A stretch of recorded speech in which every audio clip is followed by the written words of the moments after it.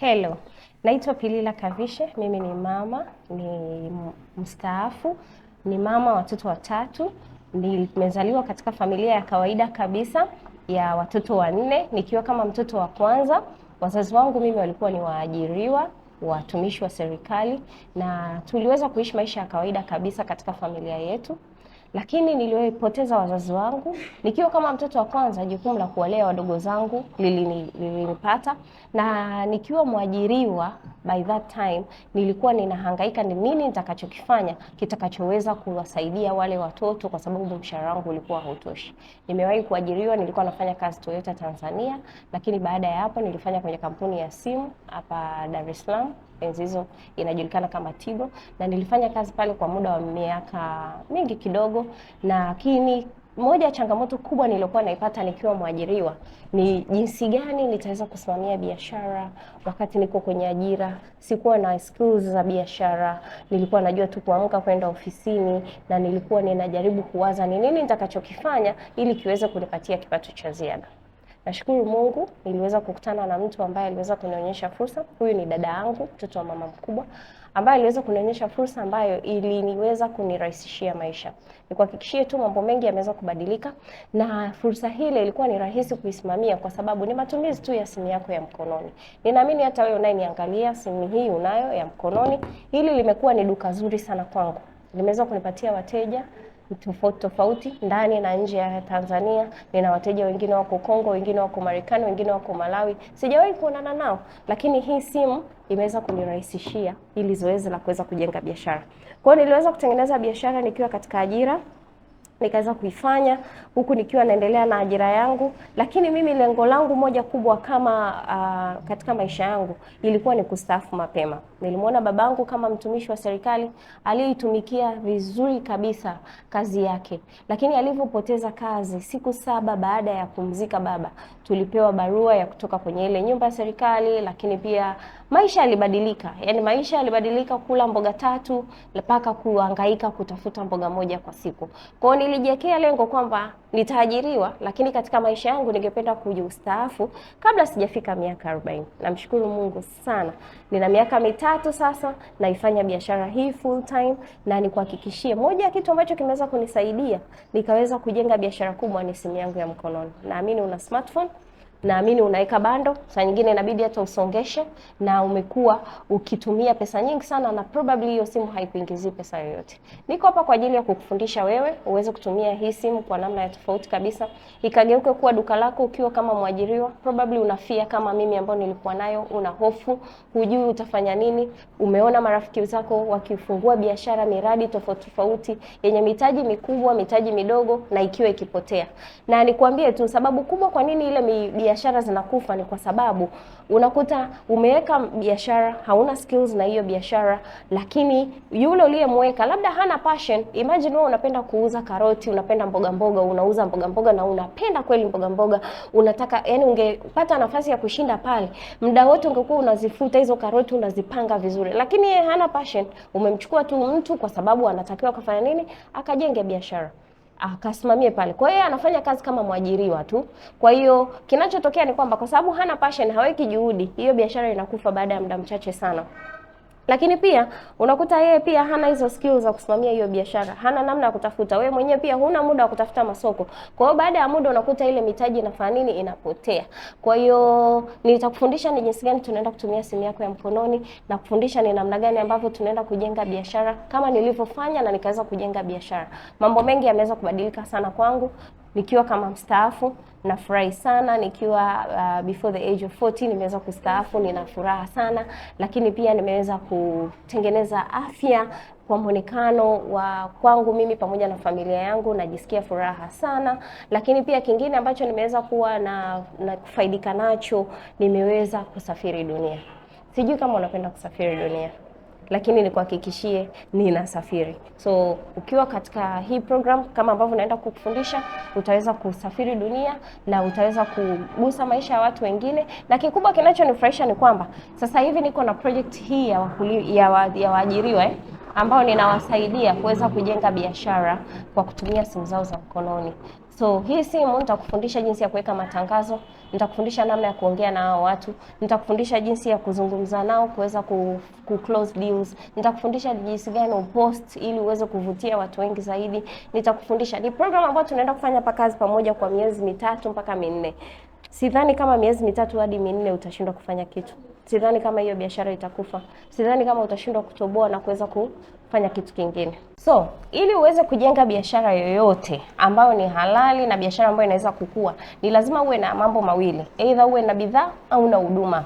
Sawa? Sasa mimi leo naenda kukufundisha kupitia huduma ambazo bidhaa ambazo utaweza kuzipeleka sokoni, bidhaa ambazo zitaweza kugusa maisha ya jamii ya kila siku, bidhaa ambazo zitaweza kusaidia watu waliokuzunguka katika shughuli zako za kila siku. Na kama nilivyoongea mwanzo, nimesema tunaenda kutumia simu ya mkononi, ndio linaenda kuwa duka lako ambalo tutaenda kujengea biashara. Sawa? Kwa hiyo katika bidhaa tulizonazo, mimi nimeingia ubia na kampuni ya kimataifa kabisa inaitwa New Life International. Hii ni bidhaa ambayo ni kampuni ambayo ipo mataifa zaidi ya 50 ulimwenguni, na ni bidhaa ambazo zinaweza zikapatikana katika mataifa. Kwa hiyo ninavyoenda kutumia simu yangu ya mkononi na platform maybe ya Instagram au Facebook kwa ajili ya kuweka matangazo, inanipa urahisi wa kwamba wa kujimwaya kwenye haya mataifa ambao kampuni yetu ya New Life ipo.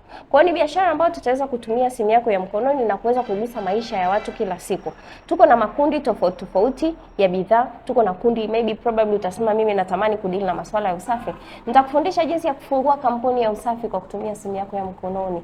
Kwa hiyo utaenda kudili na nitaenda kuelezea jinsi gani hizi bidhaa za usafi zinaweza kukidhi mahitaji ya watu katika jamii yetu kila siku. Lakini pia tunazo bidhaa za kilimo, na nitaenda kukuelezea jinsi gani ambavyo bidhaa hii ya kilimo inaweza kukidhi mahitaji ya wakulima. Tukumbuke ya kwamba Tanzania imebahatika kuwa na sehemu kubwa ya ardhi, na wakulima, asilimia kubwa ya uchumi wa Tanzania unategemea kilimo. Kwa hiyo tuna uhakika wa kupata wateja na kusaidia wakulima kwenda kuboresha kilimo chao, kwa sababu ni bidhaa ambayo iko proven na imesajiliwa kabisa na mamlaka ya TFRA na imeweza kupata vibali vyote halali kwamba ni bidhaa na ni mbolea nzuri sana ambayo inaweza kumsaidia mkulima. Lakini pia tuko na kundi jingine la swala zima la afya.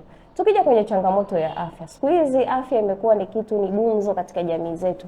Katika nyumba, ukienda kwenye mtaa wenye nyumba 10, ukienda nyumba ya kwanza unaweza kukuta kuna mtu wa pressure, nyumba ya pili kuna mtu ana kisukari, nyumba ya tatu kuna mtu ana changamoto ya uzazi, iwe ni either ni nguvu za kiume au ni mwanamke labda hormonal imbalance na vitu kama hivyo. Lakini kuna watoto ambao hawapendi kula, kuna watu wana changamoto za ngozi, kuna watu wana changamoto sijui za mifupa, magoti kuuma na vitu kama hivyo. Kwa hiyo tuko na bidhaa ambazo zinaweza kwenda kukidhi mahitaji yale ya wale watu ambao wanasumbuka na swala zima la afya. Na pia nitakufundisha kwamba hatudili na wagonjwa tu, tunadili hata na mtu ambaye anapenda kuitunza afya yake, kwa sababu kweli ni kwamba chanzo kikubwa cha magonjwa mengi yaliyoko hapa duniani sasa hivi kinaanzia kwenye sahani yako. Ni sahani tu na kijiko na uma kinaweza kusababisha magonjwa makubwa sana katika mwili wa binadamu. Kwa hiyo nitakufundisha jinsi ambavyo utaweza kugusa maisha ya watu kwenye swala zima la kurekebisha afya zao, lakini pia kuwatunza wale watu ambao hawataki na hawatamani kufika katika hiyo stage ya magonjwa.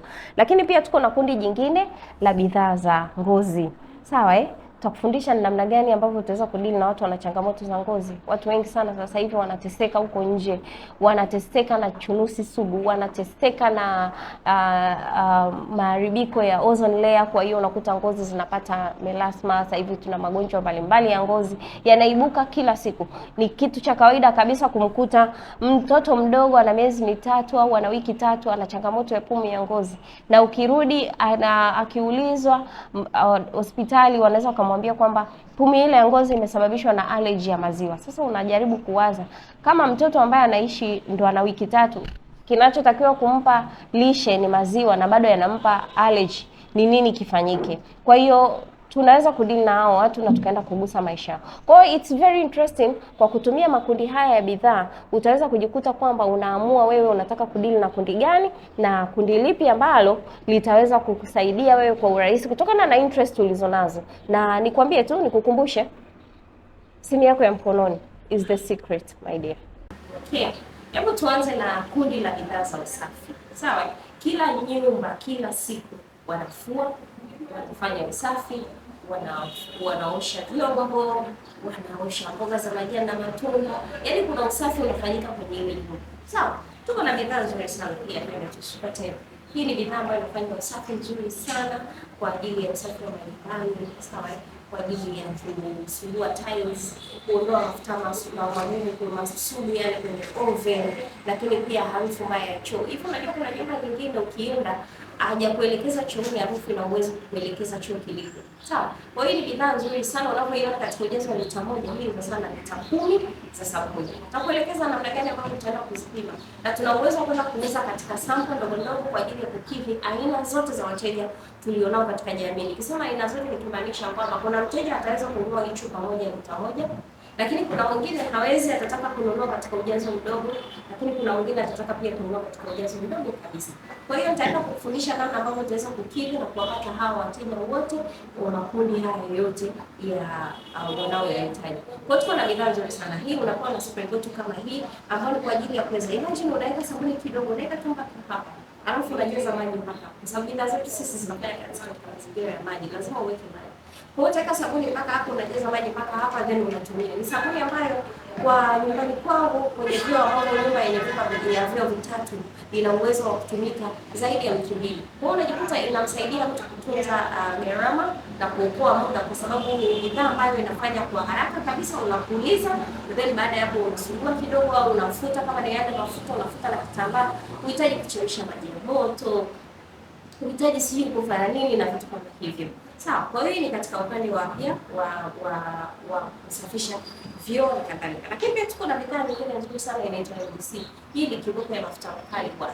Yaani hii ikiwa na yale mabiriani siku ile. Umeshakwenda kwenye nyumba au nyumbani kwako unakuwa unapata changamoto ya sinki la jikoni kuziba au sinki la bafuni likiziba. Sinki la bafuni cha kufurahisha na kuchekesha zaidi ni kwamba sinki lile likiziba, ukienda fundi akija akiwa anatoa unakushangaa pale chini pana mafuta. Ni kwa sababu mwili wako umetengenezwa na mafuta na sabuni tunazozitumia kawaida huwa zimetengenezwa na mafuta. Kwa hiyo mchanganyiko huu unajikuta kwamba inatengeneza bubbles za mafuta na inaenda kusababisha ile system ya maji kwenda kuzima. Sasa hii bidhaa inaenda kufanya kazi ya kusafisha wewe au kusafisha mazingira yako, lakini pia inaenda kusafisha system nzima. Kwa nini nimesema hivyo? Ni bidhaa ambayo inatoa basi na uwezo kutumika kwa ajili ya kuosha vyombo, lakini pia ya kunawa mikono, lakini pia kuoga, inafanya vizuri sana sana sana. Na kwa wale watu watakaotoka kudili hii na hii bidhaa, tutafundisha je pia kupima katika sample ndogo. Lakini cha kufurahisha zaidi ni bidhaa ambayo unaweza kuipima katika sample ndogo na unaweza kutengeneza faida zile. Naenda kufundisha namna gani tunaweza kutengeneza faida ambazo sio chini ya shilingi 20,000 au 30,000 kwa siku, huko ukiwa unaendelea na shughuli zako za kawaida. Nikumbushe tu tunatumia simu ya mkononi, tunaweza kufungua page na ndio kampuni yetu usafi hapo tushafungua. Kwa hiyo katika kutumia kufungua hiyo page tutakufundisha namna ya kupost, tutakupa videos za kuweka zitakazokuonyesha kwamba wewe unafanya activities za kufanya usafi nyumbani na vitu kama hivyo. Lakini hebu jiulize swali lingine. Kuna watu wangapi unaowajua wana makochi nyumbani kwao? Wanaweka ni almost everyone. Kila mtu ana kochi nyumbani kwake. Ni wachache sana ambao wana makochi. Changamoto wanazozipata watu wenye makochi nyingine. Changamoto ya kwanza ni kupata namna ya kusafisha yale makochi. Kwa hiyo ikifika swala la kochi limechafuka, mtu kitu cha kwanza anachofikiria ni aidha kubadilisha kitambaa cha kochi au kwenda kununua kochi jipya. Hiyo ndio changamoto ambayo inawakumba watu wengi sana. Lakini nikuhakikishie tu tuko na bidhaa nzuri sana ambayo inaitwa Carpet Global Bahati Mbaya Micro. Hii ni bidhaa ambayo ina uwezo wa kusafisha makochi kwa kutumia povu tu. Kwa hiyo unaenda kutumia povu tu kwa ajili ya kufanya usafi, unaenda kutumia povu tu kwa ajili ya kusafisha haya makochi, lakini unaenda kutumia povu tu kwa ajili ya kwenda kusafisha covers za magodoro na vitu kama hivyo. Kwa hiyo imagine katika kupima katika sample ndogo ndogo, una uwezo wa kwenda kupata watu utakaowauzia aidha anayetoka kwa 15,000, anayetoka kwa 25, anayetaka kwa 30, na kuna wale wanaotaka kununua chupa kubwa kabisa. Kwa hiyo tutaenda kufungua kampuni yetu ya usafi kwenye kutumia social media. Tutaifungua, tutakuelekeza nini cha kufanya. Ukitaka kuweka mbwembwe, print t-shirt yenye jina la kampuni yako kutokana na page yako, tutafanya, nitakuongoza na nikuhakikishie tu nina uhakika kwa kipindi chote hichi tutaweza kujenga biashara ambayo itaweza kutusaidia kwenda kutengeneza faida za kila siku, lakini biashara ambayo itatusaidia kuweza kukua na kuweza kujenga biashara ambayo ni international kama ambavyo